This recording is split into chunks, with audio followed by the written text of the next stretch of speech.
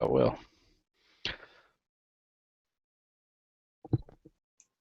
We're live.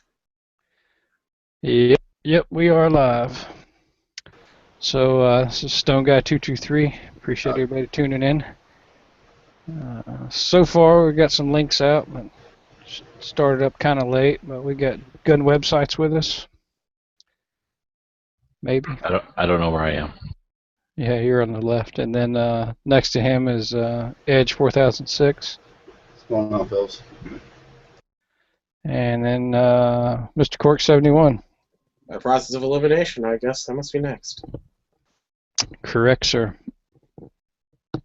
So to start it off, I'll kind of start it off slow, let some people filter in here, get some more viewers on board, get some of the preliminary shit out of the way, because it seems like for the past couple Mondays anyway, I've been doing the Noir review, so people are getting kind of used to that. I don't know, this episode, I'm really losing interest at this point. It's becoming more of a, I don't know, more of a commercial than a show to promote gun rights and trying to get new shooters involved. In my opinion, this whole episode was talking about the Noir show again. Yeah, this whole episode was like one big commercial. I mean, the run and gun thing was cool, but it was kind of the same shit that we saw last week. And then it was like 15 minutes of him in a fucking cigar shop. Like, what the fuck does cigars have to do with guns? And him trying to draw comparisons. Did anybody else watch it on the panel? No, but expensive cigars go hand in hand with expensive guns. Fuck, I don't know, dude. Like I said, I don't know. Since none of y'all watched it, we'll skip over that. Everybody in the audience, go watch it. Leave some comments, tell me what you think. But I don't know, man. This episode. Well, last week it sounded like you were. I didn't watch it either, but it sounded like last week you were thinking it was doing better, right? Yeah, exactly. Last week it was because they got away from any of the racist shit. It was the first week that they actually did some run and gun, some drills and some different things like that. And then it was a lot of I don't know, excitement with the guns and the girl telling her friends about going to shoot, and it was just more of a positive vibe to push the shooting sports, and to get people involved, which I think ultimately that's what, I mean, I would assume that's what the goal of the show is to get people involved in shooting and owning guns and that kind of thing. And then this week's episode was, that was like 20 minutes, 30, well, yeah, probably, it was really a lot of I'd say probably 15 minutes was another run and gun session with some H&K full auto MP5s, which was cool and all, but it was just redundant. It was the same shit that we saw last week. And then, honest to God, that was pretty much that, and then the cigar thing. Like, he went into a cigar shop and watched a guy roll a cigar, and then he fucking talked about cigars for 10 or 15 minutes. Like, no correlation, no fucking idea what the point of that was. So I don't know. I'm just. Well, all right, but I mean, it's like if they're trying to make it a lifestyle magazine that isn't afraid of having gun ads, does it mean that it's got to be only gun ads? I mean, if they're trying to broaden their reach or whatever and appeal to more people, does a hunting magazine, can it talk about other stuff, or does it only have to talk about hunting? If you look at a hunting magazine, there might once in a while be like a recipe for apple pie, or I don't know, something about a truck or something. Well, yeah, I see where you're going with that, and I would agree in that, in that media, sure. But I think when you're reserved to a 30-minute show like they are, it's you have a limited time slot to get your message across, and I think they're filling it with a lot of unnecessary shit that that doesn't really pertain to to the directive. You know what I I mean? hear you. And I didn't watch it. So was it like a cigar company is one of their sponsors, you think? Or a tobacco shop or Probably. something? I guess. I mean, who knows? You know, I don't know. I just didn't. I mean, and then they drank whiskey too. Like right after they did their run and gun, they were sitting down with Gentleman Jack or some shit, which was obviously a sponsor. Huh. Well, the guys, and even in our chats, will usually end up talking about booze at some point. People enjoy a good booze once in a while. Oh yeah, I mean, I'm not against that. I'm not saying yes. it's bad or anything, but I mean, No, we but got our. I know what you mean. But like I said, it was there again. It was another, like it was another 5 minutes of talking about liquor that could have been 5 out of 30 minutes again, yeah. right used for gun shit. You know what I mean? It's a gun show.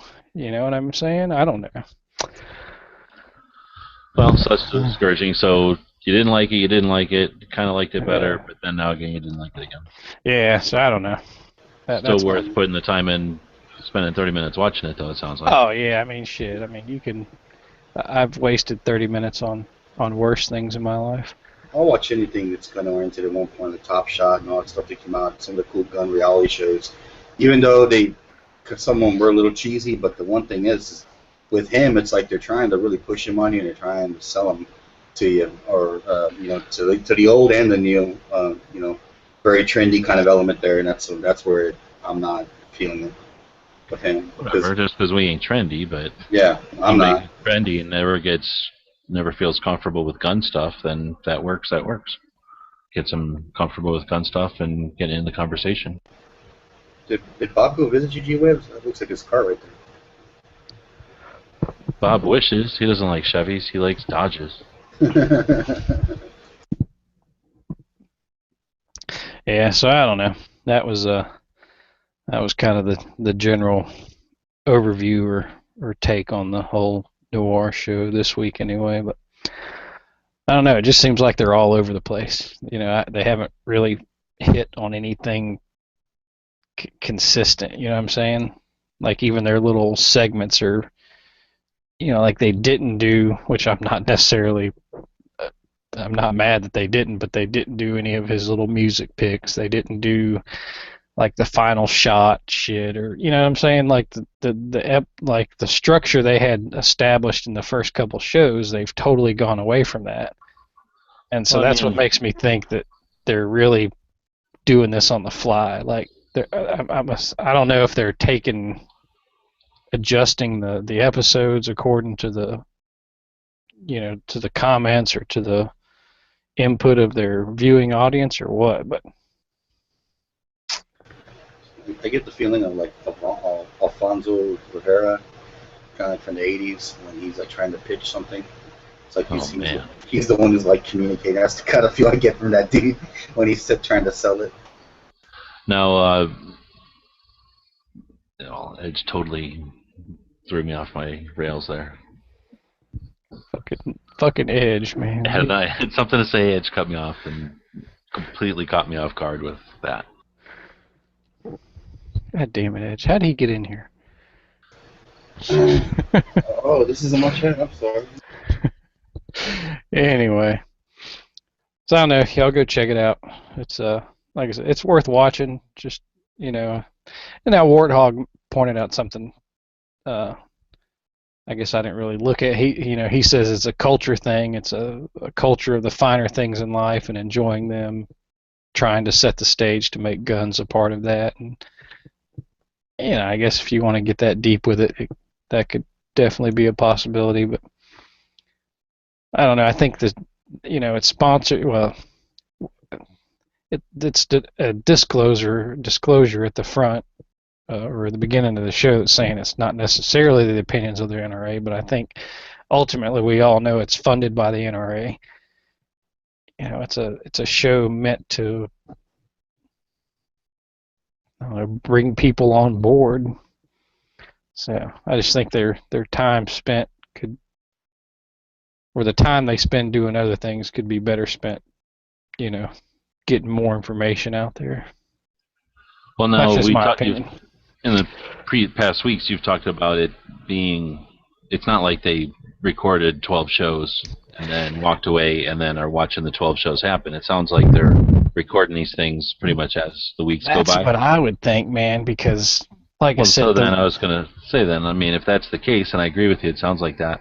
Isn't it cool that they're doing some sort of reaction, getting some kind of reactions or surveys or something back, and then altering the show to make it appeal to as many people as possible? I mean, I'm assuming that's what they're doing, because if they're changing things like you're talking about. Yeah, and I mean, and ultimately, my opinion really doesn't mean shit. And if they are doing that and they're getting more of a positive response from that type of stuff with the audience they're generating, well then they're obviously doing the right thing for their target audience or their demographic that they're pulling in.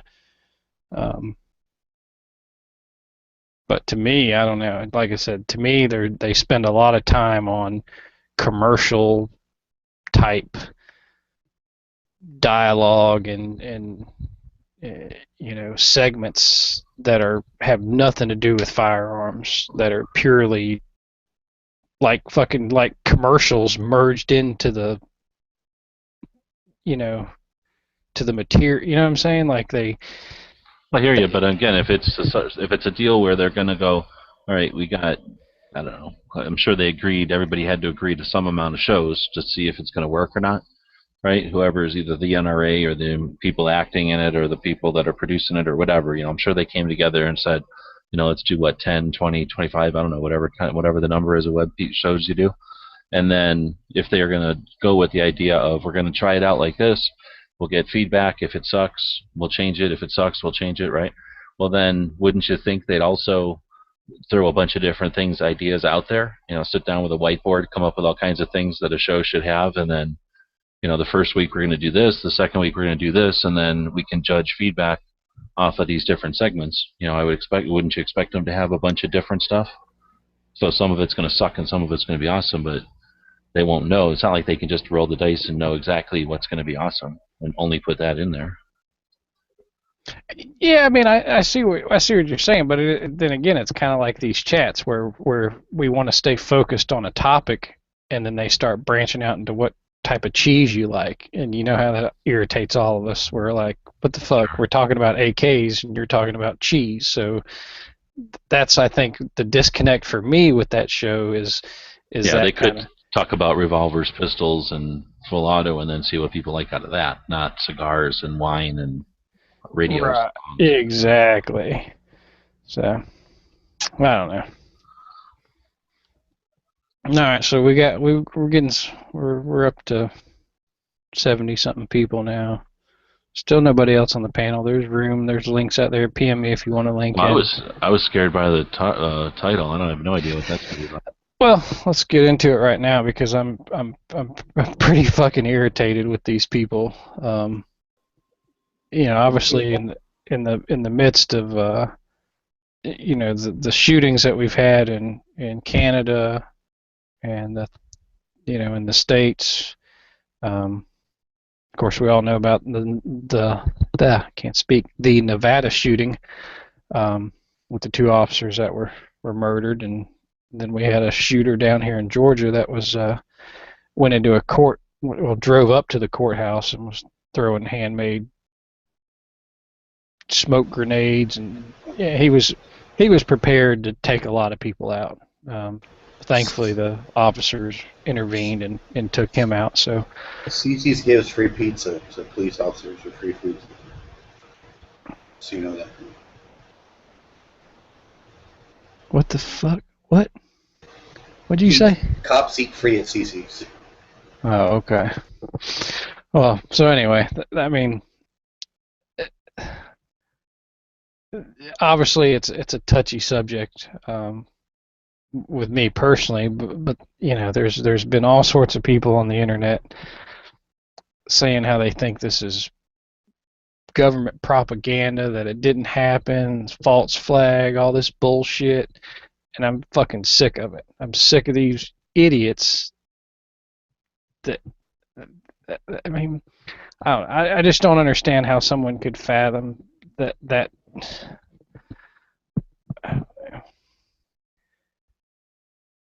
to me, they're only hurting themselves when their disdain for government and the reactions that they want to take.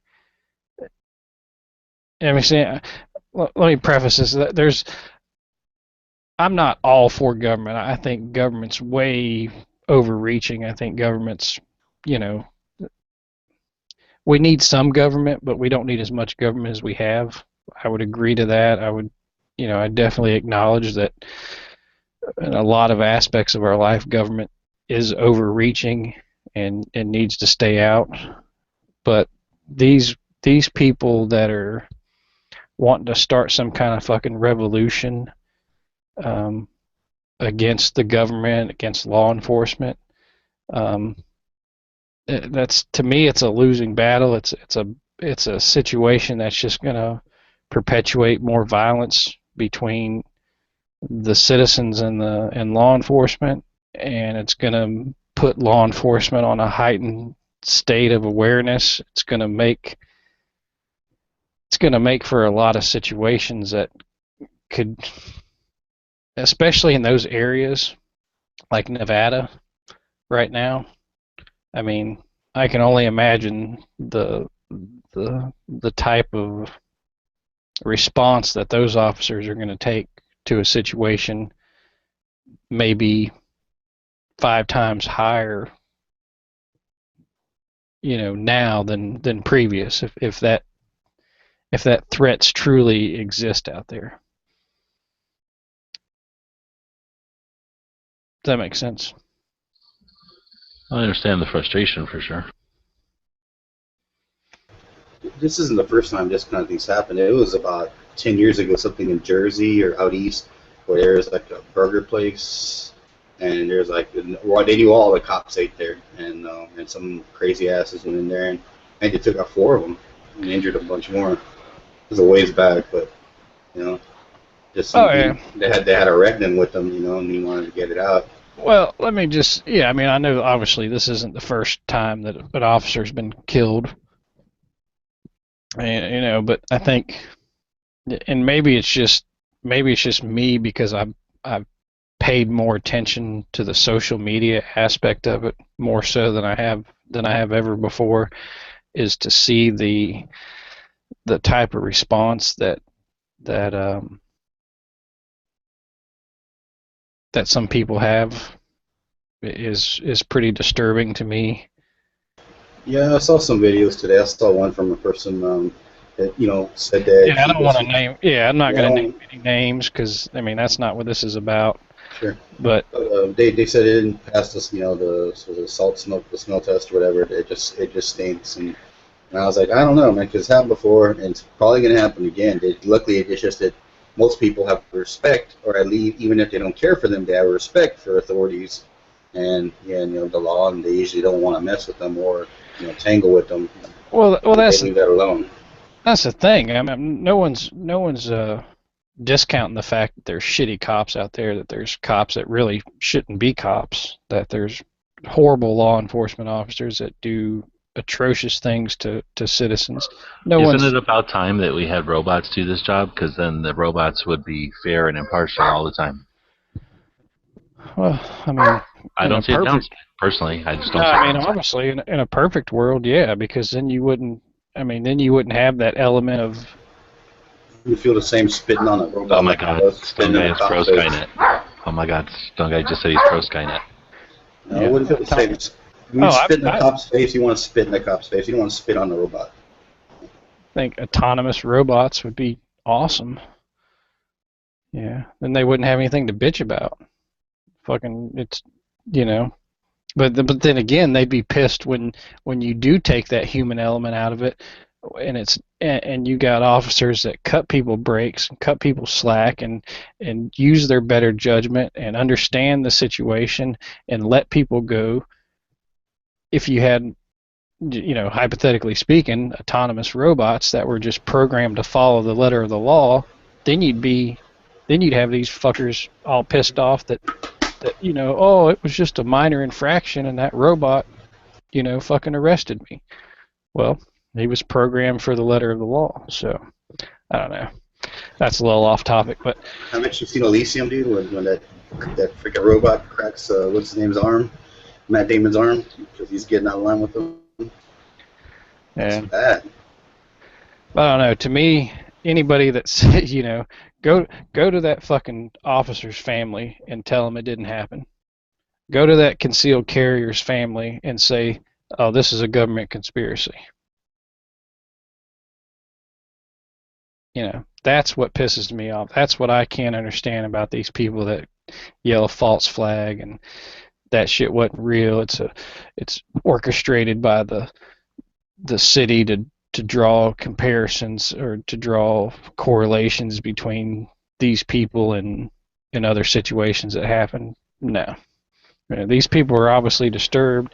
From the report I got today, for that guy actually pinned something on the officer and threw a Gadsden's flag over him. That's pretty fucked up.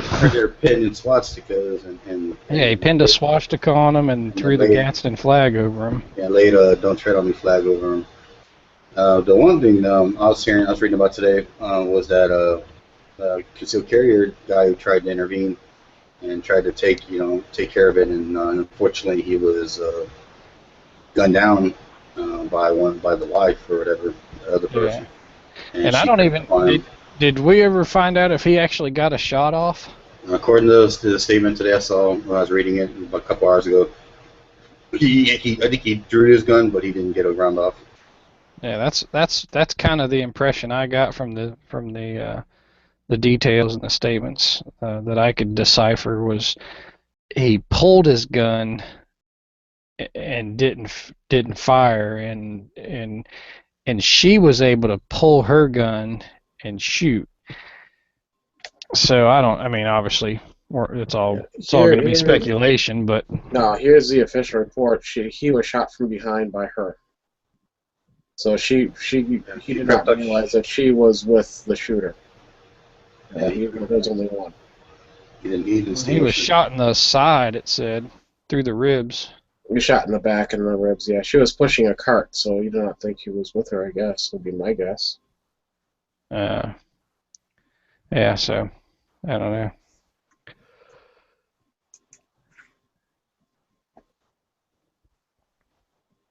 Yeah, it's a sad thing, but he is a hero. He tried to do something, even though he wasn't successful. He tried. Well, and that he could have given them the little push to to go ahead and do what they did, to go ahead and off themselves. Maybe if they thought there was other people in there that had firearms and. Dude, you know what's gonna happen. I mean, that's that old saying. You kill a cop, you're more than likely gonna die. I mean, of course you're supposed to always follow the letter of law, but there's a good chance that there's gonna be a whoops in there, and you're not gonna come out of there no matter what. If you go and kill a cop, it's always been assumed. The way the brotherhood or camaraderie is, you want to call it. At least that I've heard of it and talked with other law enforcement people that it's just not gonna happen. It's like with that Chris Dorn guy. Whatever his name was, out in California. Remember, no names, assholes. Oh, I never thought he was an asshole, but I mean, what he did, and the situation was different. Anyway, it's a different story. Yeah, I don't know. I just think that there's got to be a better way to go about petitioning the government, trying to affect change, trying to go about it peacefully and legally through political means. This whole let's start a revolution, that shit's not going to work. It's not going to do any. It's not going to be beneficial for the general public. It's not going to be beneficial for law enforcement. It's a shitstorm all the way around. And it's just sad that people have that mentality that are going to perpetuate this violence and this Well, the so-called revolution. I think majority of people have a respect for the law, obviously because you don't want to get caught up, with some bullshit charges trying to prove a point and always ending up, with wrong, and then ruining your career with all these little bullshit charges on your, or whatever charges on your jacket or whatever you want to call it as you try to get a job down the road. But one of the things I think a lot of times is they've done in the past, I think it's been somewhat successful, is when the police take the initiative to get their officers out there, the beat officers, patrol officers, whatever, to interact with the community and get them to know them like the mailman back in the day. So we used to know your mailman and so on and so on, and knowing your local police officers, that way they know you. And it's not so like, who are you? Every time they go to that one neighborhood, who are you? And identify yourself. And even though you have to sometimes, but there's a little more interaction on a social basis instead of always a response to like something. Well, that still takes place in smaller departments, smaller cities. But I mean, you're talking, big areas, Los Angeles, Detroit. I mean, you're talking places that have 12 or 1,500 officers in a department. It's not really realistic to. I mean, it would be nice. I agree with you, but those big departments, you're never going to get that kind of personalized attention. I hear that, but I mean, again, I'm just talking to my ass in general, but it's general ideas. But one is also having like a liaison officer per district, or you have like people that talk to that one officer to resolve local disputes or this and that. In general, there's always some way to kind of have a buffer or something between them instead of letting it just blow up and get to where these idiots did. I don't know what pissed them off to go that far, but hopefully there's something in some kind of buffer, some kind of meeting where people can get things off their chest and somebody listens to them, and hopefully that'll resolve that issue. Again, I'm not saying that's gonna do it, but it's an idea.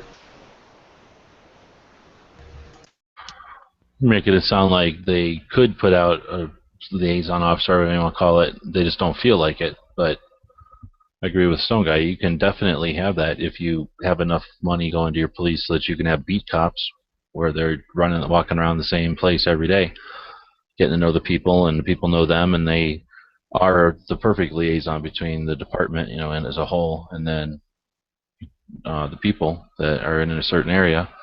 But if you take away their money so that all they can do is go to, in other words, if you got a beat cop, with the Stone Guy, you probably know the difference better than I do. I consider a beat cop somebody whose job is just to walk around an area in a day, just like we've seen on movies and TV and stuff back in the day. Whereas when you don't have that kind of cash to just have a guy stand around doing nothing all day, basically, then you can only respond to calls. And then you've got two guys in a patrol car, or one guy in a patrol car, going out and addressing the specific calls that need attention. So if you give them enough money where they have people standing around, then everybody's happy, and you get, interaction with cops that's positive. The only time, if you only let them have enough funds so that they can only respond to the negative shit out there, man, who wants that job? Well, it's a tough job, I'll tell you that. But you have to go in there. Anybody who takes a job like that has to know that the majority of the times you're probably going to get the shit in your mistake. Well, bullshit then. You can't say that. I mean, you can say that, but then you got to also admit that if you're going to make the job shitty, and that the only thing you're going to do in that job is be potentially liable, and the only thing you're going to do in a day is go on calls to horrible situations, are you going to get people that want to make a difference and are willing to sacrifice their life and their freedom and their potential, or are you going to get people that are desperate for something and they have a clean enough record to do the job? Are you going to get the lowest common denominator, the lowest bidder, or are you going to get people that are willing to do it? I think you're going to get, a few people that are willing to do it, and you're going to get a whole bunch of people that have no other choice because it's a job they can do. Well, let me answer that. I'll be right. No, pizza, yes. Okay, thank you. Got it. Yeah, I mean, I hear you. Again, just throwing out ideas.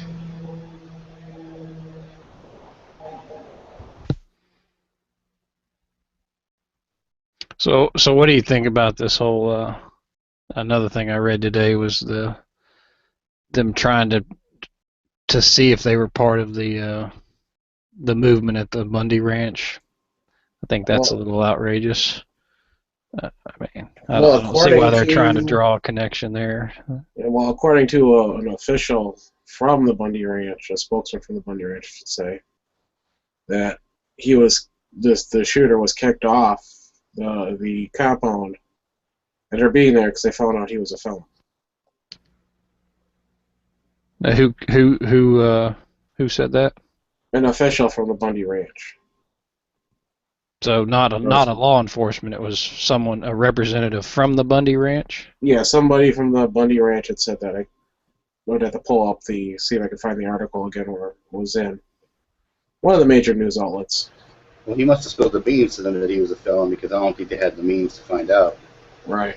So that's why they kicked him out of the ranch, and it's basically supposedly what I've been reading has set off this whole thing where they are anti-police. Well, they were from Indiana, weren't they? Yeah. I don't know. The assholes were from Indiana. From where? What are you talking about?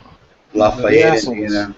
The two people What that incident? What are we talking about? the Vegas. incident in Las Nevada. Vegas. Incident event. The two people that police. shot the cops and then shot themselves. The They two were- assholes. They shouldn't even be called people. They should always called assholes. That's my feeling. Well, I don't care about that. I'm just didn't know what you were talking about since you were bringing up Indiana. I didn't know about what we were talking about.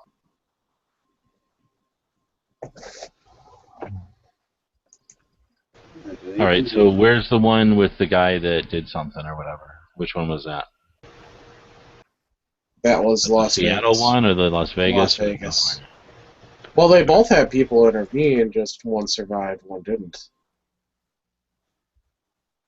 You talking about the concealed carrier, or are you talking about the pepper sprayer? I don't know. Which one's the pepper sprayer? The Seattle That one? was Seattle. Yeah, the student safety officer and the What was Seattle again? It was a shotgun to a school? Yes. And what was that guy's Shotgun in deal? a college. Somebody college didn't sleep with campus. him, or what was it? What set him off? Don't know. They haven't said yet because he's Oh wait, alive. it's because there's no law against it in Seattle, right? There's no law against committing all kinds of murder. You just did it. I don't know. See, that guy's still alive, so I'm sure they're. You have to get a permit first. Are you serious? They still haven't even told us like why this guy did his deal? Not that I've heard. Crazy. But then they already went on to the Vegas one. Right. Yeah, Vegas All right. happened. Well then, I don't know. I know I was distracted. Apologize for that. But I'm just jumping into this. But I'm already sick of this now. That we've got to deal with. Are we going to seriously like just play tennis with the topics here? With okay, we didn't like California, even though that was really bad because it doesn't play into their shit here and there. Then they didn't like the Texas thing enough, so then they went on to Seattle, and now it sounds like they're going on to the Vegas one. I mean, are they literally not paying attention to the others, or are they coming at these things as all three? It seems with like the national media. right. The antis. I mean, what's the? I mean, Oh, I've been yeah. kind of my nose on the internet here doing work. I mean, I haven't really paid attention to news or even radio. So, how are they paying attention to these four different incidents just recently? The antis are going off how an innocent civilian, because he had a firearm, died, and how if he didn't have a firearm, he would have lived. You mean the guy in Vegas, the CCW guy? Exactly. Okay. So they're saying that. Okay, so that's what I had heard. I'd read something that was trying to describe the incident like a better writer would have described the incident, but this guy had some agenda, and he was writing it to the effect of, there was this poor guy who, decided to run in and be a hero and didn't know that the bad guy's wife or whatever was behind him, and then they gave all kinds of graphic detail, but basically the gist of it was, some dummy ran in to try to help people like an idiot, like you shouldn't do that. Is that what you're saying? That's how the antis are forcing it out. I think he's a hero. Whether that stopped them from causing more mayhem, we don't know. You never know what those people would have done once inside the store. You talking about the Walmart? Yeah. Well, they got inside. Well, I'm talking about really, was able to clear, and not be paused. If he wouldn't have issued some amount of resistance. Right. I mean, Well, I guess my question when you guys were talking, I saw that, I thought you started talking about that earlier, and right when the dogs were getting crazy, and I was going to say, I don't know if you guys remember, but how long is it going to be before they start throwing out the vigilante word? And now, even if a successful, CCW holder, or better yet, somebody just who happens to carry in a state where we can constitutionally carry, but somebody who's willing to be responsible for their own protection, steps up and does so, how long before they start characterizing us as vigilantes again, which was really popular in the 70s?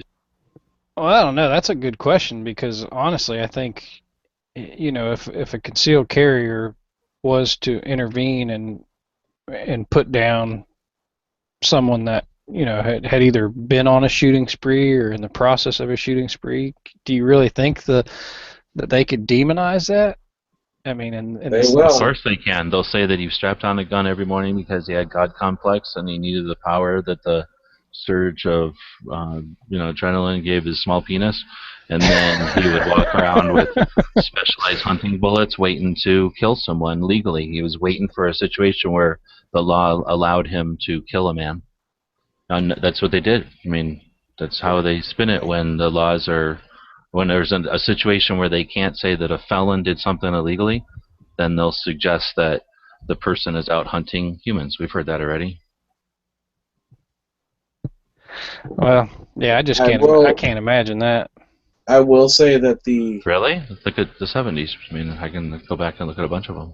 I will say ABC did call him a hero for trying. That was ABC National News. It was either ABC or NBC. I always get those two mixed up. They did call him a hero. Well, that's one positive you could take from that. I mean, I don't know. Hopefully we won't have to find out in that manner. But let's say, hypothetically, someone's already killed 3 people, and then a concealed carrier, takes that guy out. I can't imagine them being able to spin that any other way but that guy being a hero. He stopped, potentially tens of people from, many more people from being slaughtered. They never look at it that way. They look at it as this was somebody who just decided to get up and put the law in his hands.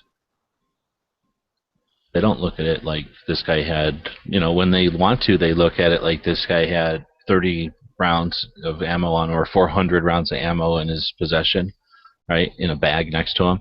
And when they want to, that's 400 lives that could have, were about to happen or be taken. But when they don't want to, then they'll just say that, this guy could have been done. He could have, killed his girlfriend that he was out to kill, and now this guy killed him for no reason.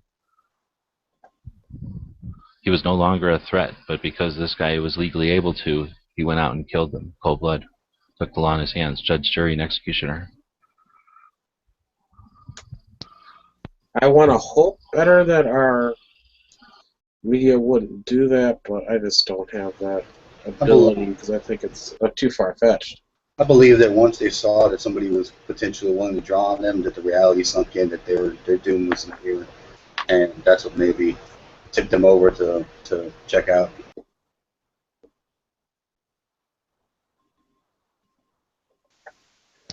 You can't say what's going to happen because we don't know. What would happen if he didn't confront him? We don't know. We can't do this what-if games. The only reason I'm saying is because in the past, usually once the police are on scene or they saw that somebody's willing to fight back, it's usually when somebody tries. Well, the biggest problem I have is the fact that you've got these, what they're calling white supremacist, meth heads, and this is just reported, obviously.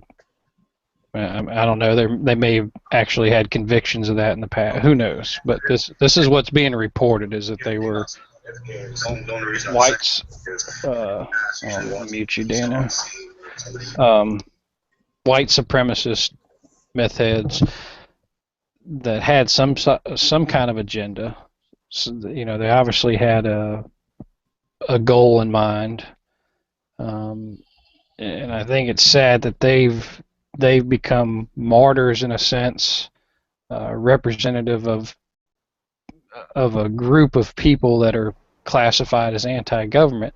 I don't necessarily think people anti-government are bad. I mean, I think there's a piece of all of us that are anti-government in a sense, and it's sad that these people have really put a black eye against the groups of anti-government folks that aren't violent, that aren't off their rocker.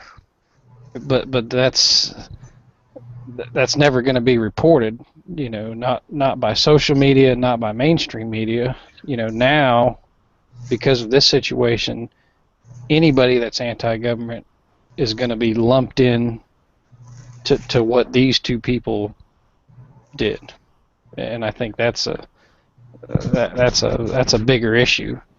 And even if I was a hardcore anti-government person, I would be as pissed at those two people as someone that wasn't anti-government, because they've just put the spotlight on you guys in a very negative manner. Anybody remember Bernard Getz? We're not as old as you. You're talking about the guy in New York that shot those people on the subway? Yeah. Mainly black kids. That's the last time I remember a widespread use of the term vigilante. I mean, he was found innocent, but that, if I remember correctly. Well, just like Edge just said. I mean, I don't know if he's trying to be funny or if that's the way he really remembers it. But was it a guy who stood up against somebody stabbing him with a screwdriver in a subway, or was it a racist who was racist and was just waiting for some black guy to stab him with a screwdriver so that he could shoot him? No, they started messing with them, and he pulled out his little revolver and went to town.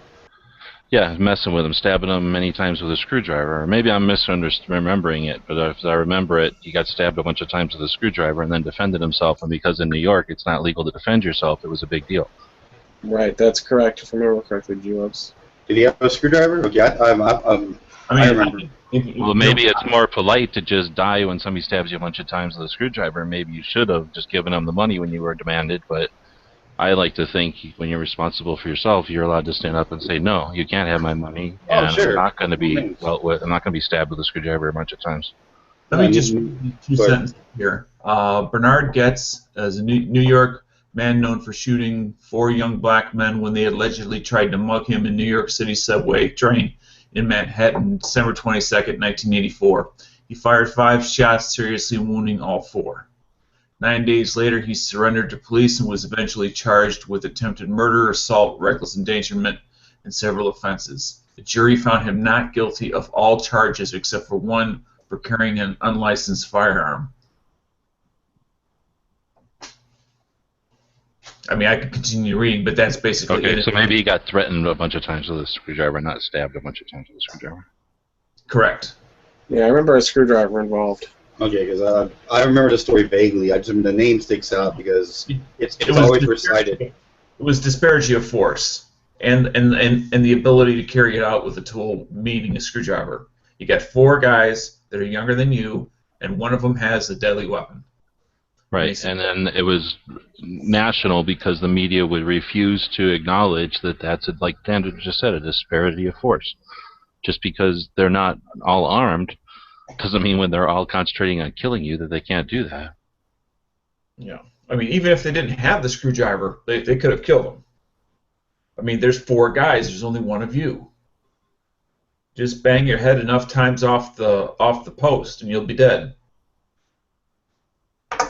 So this was a case of, again, what you could consider somebody defending their life, being responsible for their own protection, right? You could look at it from that side, or you could look at it from the side that this is a guy who every day decided to carry around an implement of deadly force so that, he could sit around becoming victim-like so that he could attract, bullies so that he could then legally defend himself. He successfully set the trap and then caught some unsuspecting bullies in a trap just because, he acted like a victim, I guess. So that when you look at it that way, I guess you don't mind calling him a vigilante, saying that it's, he was out to do harm to others with the protection of the law, with some sort of legal technicality, he was able to get away with it, and that's how the media is going to spin. Or I should say, I don't hope they do that. I don't want them to do that. I just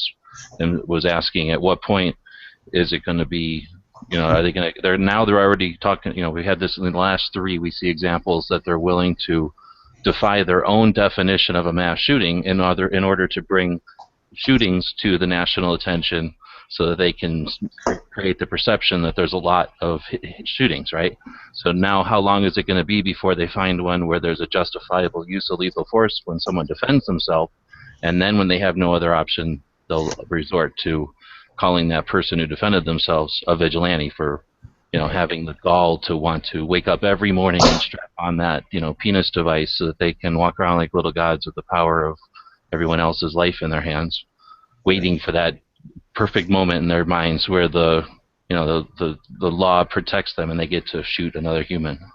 Yeah, I do have to say, on the major networks, NBC, Fox, CNN, they have not called Wilcox. He's the guy that confronted the 2 assholes. They did not call him a vigilante. And also, I know. I'm just saying that. Just also what I read, the reason he didn't fire was because there are too many people still fleeing the Walmart. He could not fire without endangering innocents.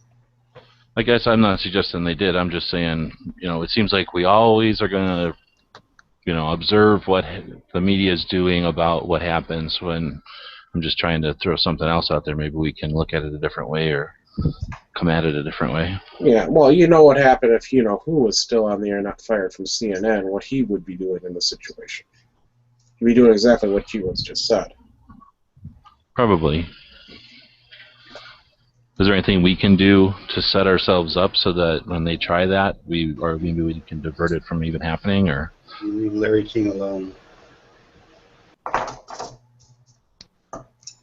Sorry, I had to go pee. What'd I miss? Is it a good one? I feel like a new man. What are we talking about? I'm trying to think, Jules. Is there anything we can do? The media is going to do what the media is going to do. What can we do? Only thing is, when you do it, call and complain. At least when it comes to national media.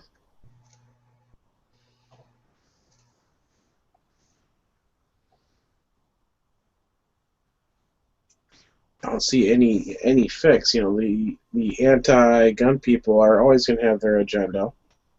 They're not going to do anything to harm their agenda, so of course they're going to spin news the way they want to make it sound, so that they continue on with their agenda.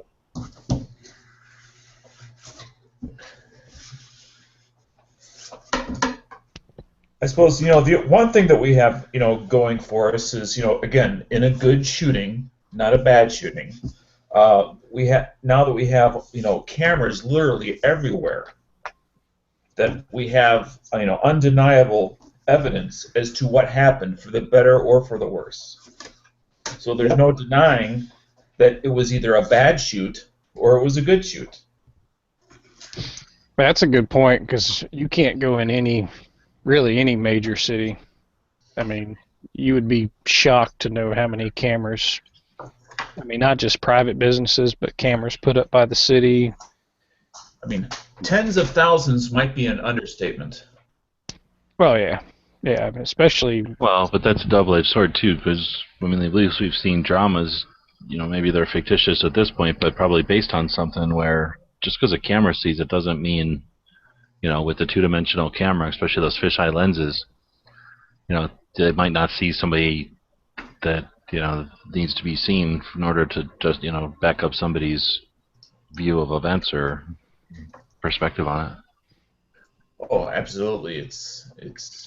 We'll say, well, we're going to rely on video, but then you know, we got video from 6 different directions, but we just didn't get that guy in the blind spot of those 6 cameras that's really instigating everything. I don't know. I'm just saying it's a double-edged sword if we depend on it too much. Rely on the camera. I'm just saying it's another tool for the toolbox. That's all. Yeah, I agree with you there. It's definitely should be easier. I mean, they caught the Oklahoma City guy, and that was years and years ago, and those were, you know, we got to have tenfold more cameras now. Oh, easy. I mean, look at any retail shop. Look how many freaking cameras. You know, if I give an example of my Walmart, there are freaking cameras all over that freaking parking lot. All over the parking lot. Oh yeah, yeah. Grocery store. Everybody's got. I mean, that's just. That's not inside the store. That's outside the store. Oh yeah, that's what I'm saying. Everywhere outside. I mean, you go big city, they could track you from one end to the other. So, but I don't know. Kind of going backwards just a little bit. Like I said, I had to step away for a minute. But the thing about them with the officers and the media trying to draw some correlation to these people and the Bundy Ranch, I think is an egregious reach, to say the least. It's the criminals and the people at the Bundy Ranch. Right. The supposedly the two shooters. Oh my God. Supposedly the two shooters were at the Bundy Ranch when all that went down, and that's why. And see, this is where I'm even like, what the fuck, really? Come on, it's like now they're trying to draw some, you know, some dotted line from the Bundy Ranch to these people and to what they did. And well, I did read that they had gone to Legoland, so now I suspect every kid that plays with Lego. Yeah, well, that's the thing, you know, because I agreed with the Bundy Ranch thing.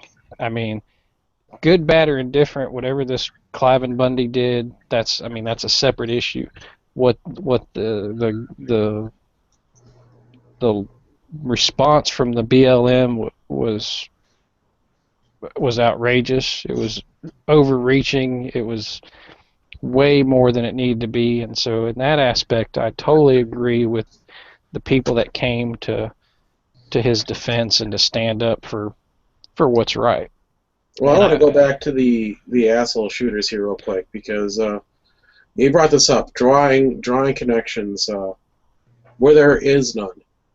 That's what I'm saying. The male asshole here dressed up as Slender Man once, so now they're drawing connection from him dressing up to Slender Man to the two 12-year-old girls who stabbed that other girl 19 times. So they're drawing those connections. Like, that had something to do with that. Yeah, see, that's what I'm saying. I guarantee you the people that were at the Bundy Ranch, and this is just, you know, I'm just guessing, I'm not, you know, I would bet you that the majority of the people at the Bundy Ranch wouldn't want anything to do with these two people. No, they didn't. They kicked him off the compound after they found out he was a felon. Yes. Well, I'm saying that was from the actual Bundy Ranch, but I'm saying even the citizens that came out in his defense, even these so-called militia type domestic terrorist people, which is bullshit. I guarantee you they wouldn't want anything to do or to be associated with those two people. But like I said, because they did this with those ties and that agenda, they've just lumped themselves all together, and I think that's the bigger issue. And I think, like I said, those people should be trying to separate themselves as far as possible from being lumped into that kind of activity and that kind of mindset, I guess. Well, they drove Ford trucks, so that means all Ford owners are with them, and they ate at McDonald's, so that means all McDonald's patrons are with them. They went to a movie and enjoyed it, so the people who went to that movie are with them. I mean, that's no logic at all. And then they're obviously, from Indiana, if you look, so everybody from Indiana is with them. yeah, and it looks like everybody told them to leave the ranch, so if they're not going to report the whole story, that's just blatant lying, and it's not. I mean, that's a whole separate thing from them being assholes to the media just being liars. I mean, again, they should be responsible for what they're reporting, and if they're only reporting what you're saying, then there's no excuse. I mean, that they should be accountable for what they're saying right there. They should be accountable, but media never is accountable. Or we never hear It about the depends. media. It depends on what you're considering accountable. I mean, yeah, if you're going to expect them to police themselves and to scold or themselves or do anything against themselves, yeah, they're never going to do it. But we can hold them accountable. We can scold them. I'm saying that they'll never will themselves report that they're mistaken, and if they do, they bury it. Like, news media. Oh, we made a mistake 3 weeks ago in our reporting, and it's buried in very small print in the page where nobody reads it in the paper. They do their retractions that way, but they're never accountable. They never, shout it from the from the headlines that we made a mistake and now we're correcting it.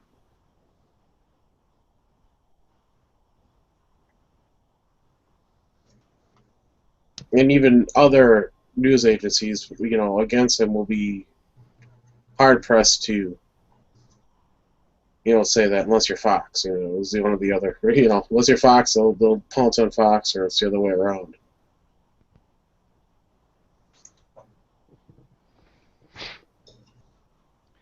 Yeah, I don't know. I don't know what the outcome's going to be, but I hope that the media doesn't use this as a stepping stone to start attacking all anti-government groups and that kind of thing, because that's not I think these two people were definitely separatist from separatists from the separatists. Yeah, well, like I said, I don't think, and I think we all have some small amount of anti-government in us, and I definitely am not going to be lumped in or associated with those people just because there's some things I would like to see government out of. You know what I mean? Hell yeah, everybody would like to see the government out of one thing or another. We just can't all agree on what they should be out of. And just to clarify, I'm not anti-government at all. I think we have one of the best governments ever. I think too many people don't participate in government, and that's a shame. But yeah, I think there's nothing in our government. There's nothing in our government that's designed for someone to sit on the sidelines and shout at it. I mean, you can do that all you want, but that doesn't change it. You change it by getting involved, and that means petitioning the representatives or becoming one of the representatives. If you don't like the people that are running and you don't like the people that are elected, change that.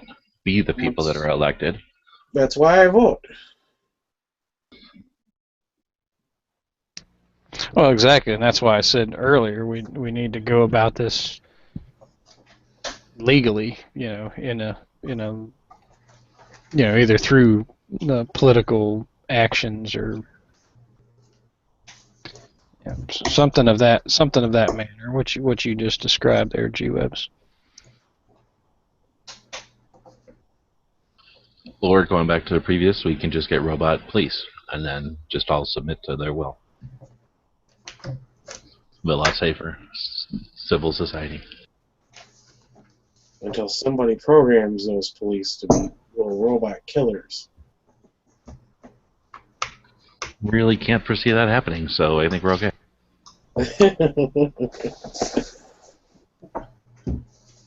Skynet's watching you, G-Webs.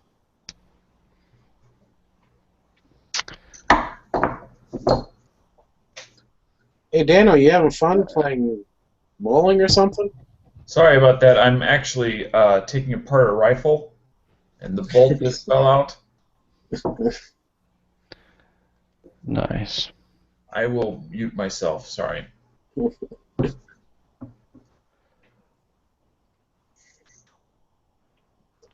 Well, any other major news going on that we don't know about? Sadly, Say, nothing I else have has not been happened. paying attention. I did. I Saying that watched. they're okay. I watch. I don't have cable, so I don't have programming 24/7 like so many people. But watching national news, and the shooting didn't even lead off the national news. They can't remember what led off the national news. Shooting was the second story, which kind of shocked me. What was first? I can't even remember now. It was so stupid. It was first. Foreign? Yeah, it was foreign. Never mind. Now I remember. They were doing the interview on Ukraine again. That was what let it off. Because there were some mortar attacks or something over in Ukraine. That's what let it off.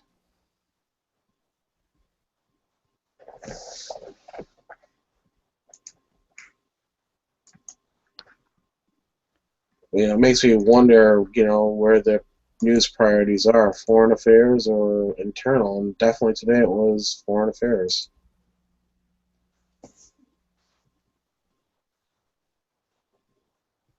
Some guy in Sandy said Hillary's book. What? Oh, I got one other thing. This happened at the end of the news, and I wanted to talk to Stone Guy about it because Stone Guy believes everything. I don't know I shit. guess they're doing the survey of great whites, and they're doing these they do these little tag insertions, whether it be on the fin or something in this great white, and they had this 9-foot long great white that was taken down quickly to like 2,000 feet or something like that, and its body temperature rose like 34 degrees. Well, it went down that deep. So now they've got a bigger killer out on the loose than the great white shark. Then Megalodon? Well, they were kind of pointing at the news made it sound like it was some prehistoric things that were bigger because they had to weigh 2 tons and be this large. And they're 100% serious. I think it was a National Geographic show that was doing the study. And this is off of Australia. So something that weighs 2 tons ate the shark and took it all the way down really quickly. Oh yeah, man. I think there's Megalodon still out there, or some big sea creatures we don't know about. There's oceans are too deep and unexplored to discount anything like that. Is unexplored. Well, they didn't make it look like a megalodon. That's a shark. Sorry, they made it look like a plateosaur. I can't remember the statistic, but as far as the percentage of oceans that have been thoroughly explored, single digit. We know more about space than we do about our deepest ocean. And it's a simple reason why. We can build machines to resist zero, pressure. Basically, that's what you have in space, is zero pressure. It's all, oxygen's pushing out. It's not, it's not forced in. But we cannot build stuff to go explore the bottom of the Earth because the pressure is too great.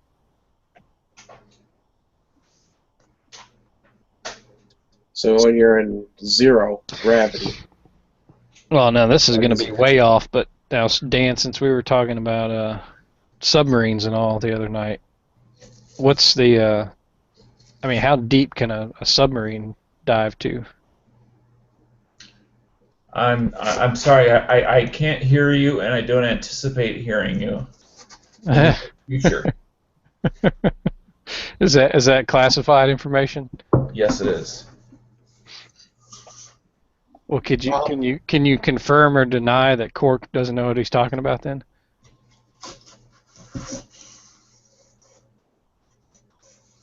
We can't build we cannot really do the stuff that goes all the way down to the bottom of Earth for any length of time, not safely. I don't know. I saw a documentary about how they needed to get down to the core of the planet because of the magma was changing. So they needed to go down to the bottom of the ocean so they could drill from there. And they did it all right. I saw that. It's a pretty good documentary. So I'm taking it. How gravity works. I'm taking it by the silence from Dano. That means that submarines can go to the bottom of the ocean, no problem. So I'm pretty sure if you look at some of the scenes of that documentary, you can see Nano in the back. Well, we'll never know how deep He was doing all U.S. the calculated math. Dano's like, I tell you, but I have to kill you. Well, going back to the topic, I think that even if it's just an exercise, I think we could do ourselves a service by taking a look at this particular situation that we're in right now, or this particular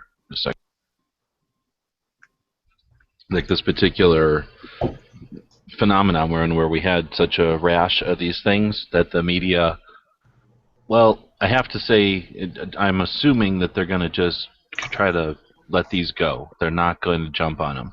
And I don't know if it's because of the elections coming up or if it's for some other reason, but that's why I guess I'm suggesting that we take a look at this. Because if there's, I don't know, I try to think of it like, if you get stung by a bee and you don't react to it, what was different about this stinging than the other stingings where you did have a reaction? Like, what is it about this one what circumstances about this particular set of them are, or maybe even if you want to consider the Navy one and everything since Sandy, they haven't really sunk their teeth in since then. And is it something that we did that they're afraid of? I mean, it's fun to think that, but if there's something else going on that we're just not concentrating on it, we're not focusing on it, we're enjoying the lull of pressure, which is something that I think that we do at our peril when we just, they're not pushing us, so let's just enjoy our Second Amendment, which is fine, but to the exclusivity of paying attention to being vigilant about it. I think it'd be an interesting exercise for people to put a little bit of thought into this over the next, period of time, and then come back and address it and see what it is. Maybe we can change. Maybe we can do something differently. I'd like to be able to, say I have the answer already, but maybe something like pushing it in their face though, and saying, or like DB will do is so fond of saying, like, how come you didn't go after pistols? All of these had been with pistols, or I don't know. But is there something that we can take from this and profit from? Instead of just letting it go like we do so often, and just waiting for the next time when they just pummel us again. Is there something we can set up now? Like, I've seen some really interesting things on Facebook. I hate to say it, but whatever those pictures with words on them, memes or whatever on Facebook Memes, all the time, where they're just dead on. It's like, dang, if the world could see this, like that really gets the point across on whatever it is they're trying to be witty and sarcastic about. And maybe if we set these things up now so that, I don't know, they're like an inoculation against the same kind of bullshit in the future. We can take our, bullshit antivirus now. Or am I just crazy and wishful thinking all the time? Nah, I don't think you're crazy. I see what you're saying. And if it wasn't for wishful thinking, we wouldn't come up with solutions to any problems. Right on, good. I'm glad to hear some encouragement, because sometimes I say stuff on Facebook or whatever, and I'll get the why waste your time kind of responses. I mean, some problems don't have easy answers, and we have to come to a societal agreement on what the solution might be before we can even attempt it. Then that by itself makes it very difficult, to say the least. Sandy had an interesting one here. He said he's working so he can't join in, but he says be very careful pivoting to mental health issues on this one. They are laying in wait for that. If we go down the mental health road, they will call for testing anyone that speaks out against the government. And I just see that as such a, I mean, call me a tinfoil hat or whatever. Like I'm definitely on the side of the fence with those people though, when they're gonna create, healthcare, which is like, love it or leave it. Or love it or hate it. It's 20-something% of our economy. They just brought over to the feds, to put on government's back. Like we didn't need, we need more shit on government's back. And what does that set them up for? I mean, I've been scared that that's going to set them up for a doctor saying, "You have how many guns in your collection? Your daddy has how many guns?" That's not normal. That I just how long is it going to be before somebody who doesn't think, I have 25 little 22 Saturday Night Specials. There's people that think that's an arsenal. 22 guns is an arsenal. I mean, how long before they go, what? You have 22 tiny guns that are basically worthless? What's wrong with you? Like, that doesn't sound. How do you justify that? Why do you need 25 little tiny guns? It sounds to me, G-Webs, like you're asking for help, and I'd like to step forward and offer it. By helping me research and find more of them? No, reducing the load on your mind. No, I'm not a hoarder. I'm not looking to get rid of them. I'm just saying, I seriously believe that, though. I mean, I'm sure that there's people right now. I'm sure every single person listening now in this room, everybody listening to this in the future, I bet you right now, if I challenge you, you can think of one person who, if you describe my situation, having 25 of these little stupid guns, that some of them don't even work good, that they would completely think I'm off my rocker and that I should be sent in for some sort of testing, because why would I be fascinated by something like that? That would be most of my family. Unfortunately, I have a couple in my family too, so I mean that's why I'm saying I'm sure that we can all find those. And I don't know if we can fight those people, but heck, I hate to think if they're setting us up. I mean, look at the 1-2 punch they hit us with the ammo. They put that one law in place, and I don't know if they even consciously did it, but the second law happened, and then, again, I don't even know if they consciously did it, but you get a giant enough bureaucracy, and it's going to have all these stupid little intricate things, and you're going to have people whose job is to understand all the legalese, and they're paid to just sit around figuring out all the different cause and effects and do double punches like that. And maybe if they even didn't intend it, they just discovered it and then just sat and wait for that 7.62 by 39 pistol to be made. And then and the 7.62 by or the 5.45 one, it's becoming obvious that that didn't happen. That was something that they sought out. They weren't 4 months behind, or 4 years behind. They decided. I got hiccups. They decided in whatever month that was now, September. No, wait, when was that? March. Whenever that was that they did that now. I'm having trouble remember when that was. A couple, 3 months ago, huh? Yeah, I think anyway, so. I think so. Whenever that happened, that they reached back 4 years prior to find a import request that they denied, that they then acted on 4 years in the future. 4 years later.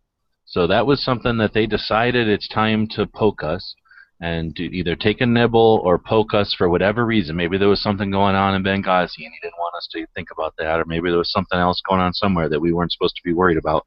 So they knew they could take us all out of the picture by poking us, and they should, obviously we had to react.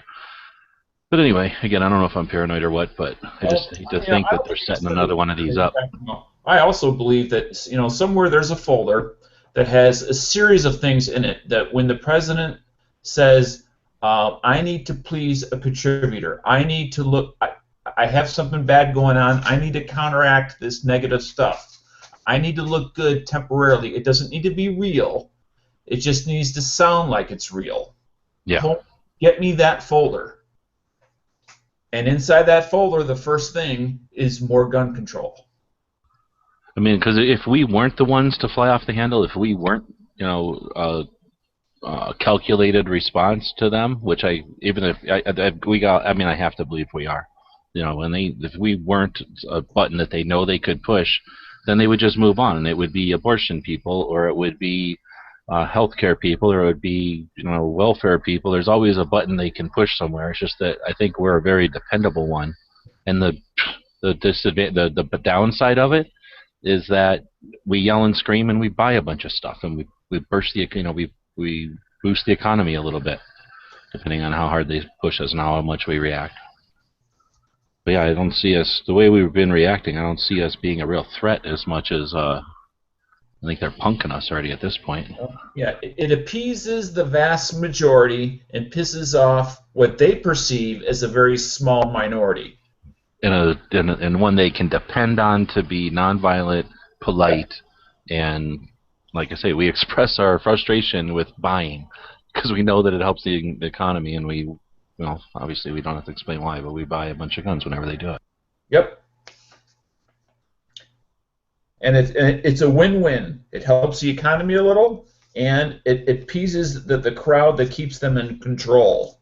It keeps them in power, I should say. Oh, that's true. Yeah, and it gets us mad, but yeah, you're right. On the equal side, it's making a bunch of people feel like they punched us on the eye. Like, we gave them a black eye for you because you're scared. We gave them a black eye, and look how much they're squirming. That's political clout for them. Yeah. So I don't know. do we can't? I'm not gonna. I hate to throw another nonprofit on there. I mean, that doesn't seem like the answer. Do we watch for somebody else to coach and tell us, like, okay, this is a slow ball, or this is a fast ball, or this is bullshit, or this is legit. I don't know. I mean, do we just petition the places that are out there? Maybe we just need to pay more attention to the ones that are out there. And I have no idea what to do, but I know one thing not to do, and that's to assume that they're dumb and stupid and they don't realize what's going on. That's how that folder came into existence. They are very smart for their own goals.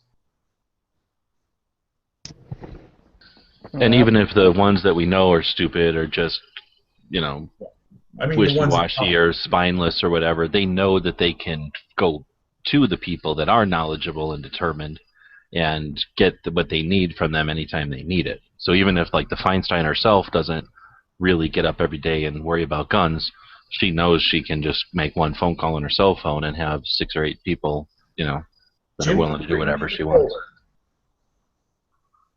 So what about on the 15th? Since we're talking about doing one on the 15th, it looks like that'll be next Sunday. Oh, man, it keeps Father's Day. Sunday. Oh, it is? Yeah. You think we'll have low turnout because it's Father's Day, or more turnout because it's Father's Day? I don't know. If it was up to me, anytime I can get away from the wife and kids is good. It's Father's Day. Leave me alone. Click. Well, I was going to say we don't have to do it on the 15th anyway. That's just an arbitrary date to do every second matters a month. But I was going to suggest, going on with my theory there, or my idea there, is what if we paid attention to what the different nonprofits are doing? Maybe somebody just kind of monitor each one and give them some sort of a plus or minus or a 5-star rating. 1 is bad and 5 is good, so 3 is neutral, or 10-star. I don't know, some way that we can each contribute. Everybody who's interested in Every Second Matters can contribute to, because I pay attention to the certain ones. I like the Second Amendment Foundation because of what they did for Illinois. I really like that. I've always liked the Second Amendment Foundation for that. Well, I always liked the Second Amendment Foundation, but I liked them for what they did for Illinois. And I like the fact that for $150 you're a lifetime member. So you basically can say, you're a lifetime member of a group like that, and it doesn't cost very much at all. Then I like Gun Owners of America really bad because they're the Citizens Committee to keep in, the gun owners are good, but I like the Citizens Committee to keep and bear arms a lot because they're the Gun Right Policy Conference. So they're doing a lot of the real work that needs to be done, and they've been doing that behind the scenes for a long time. The gun owners are lobbyists, right? And then you got NRA, obviously everybody knows that one. But I like JPFO because they're in your face and stuff. So I've got the ones I like, but then, obviously nobody knows about each other's state ones, or at least very few of us know about each other's state ones.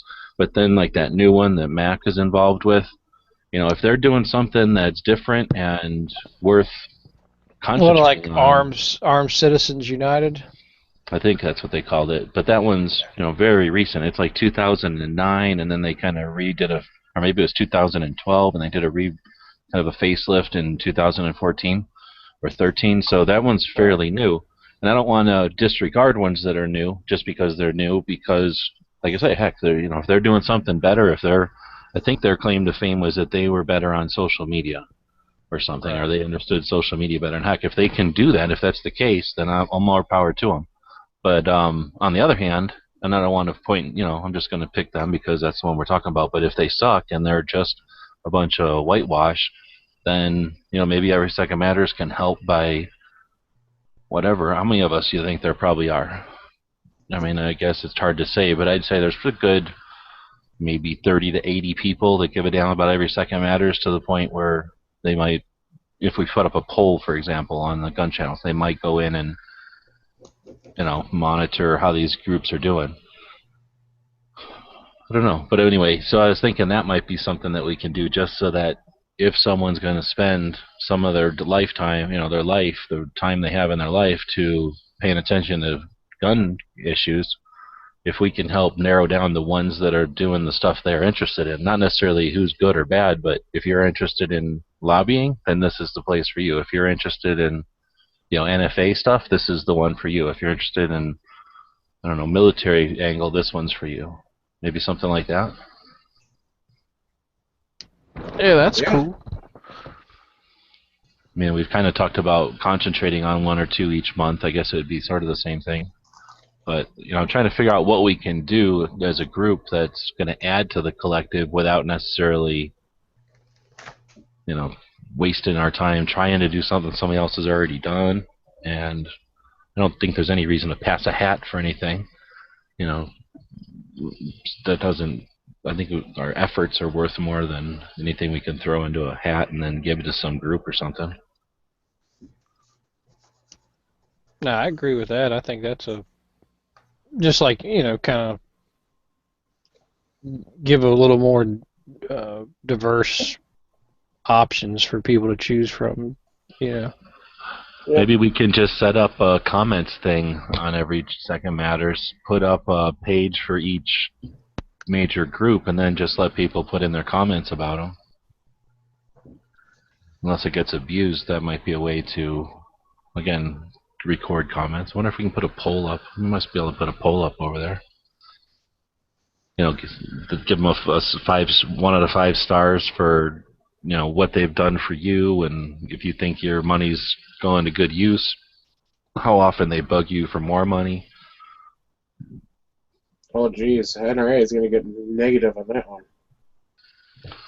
It's different. I did that little series a little while ago that was a year old when I posted it almost, but NRA has actually been less than some of them for me, and I don't know if it's because I happened to check the right box somewhere that they turned it off or what, but they don't seem to send me more than about an envelope a month or something.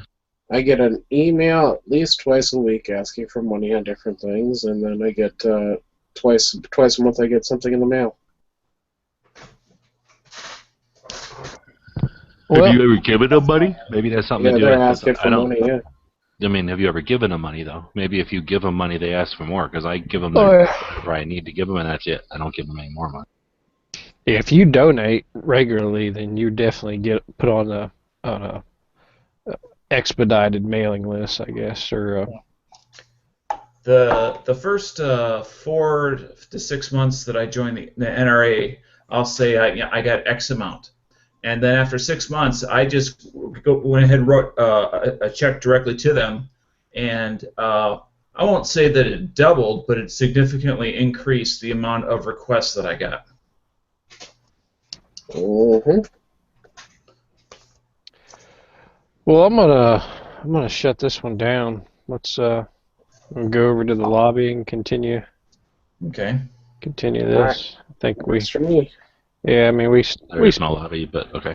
we pretty much, well, you can, that's the thing, you can create it. You have that power. You're G-Webs. You can make anything happen. It stayed on topic pretty much till the last probably 20 minutes or so, but it was all good conversations. I Took Dane out here. Yeah, I appreciate everybody tuning in and participating. It's always fun to get some different ideas and different thoughts out there. But anyway, thanks again for watching, and we'll see you next time.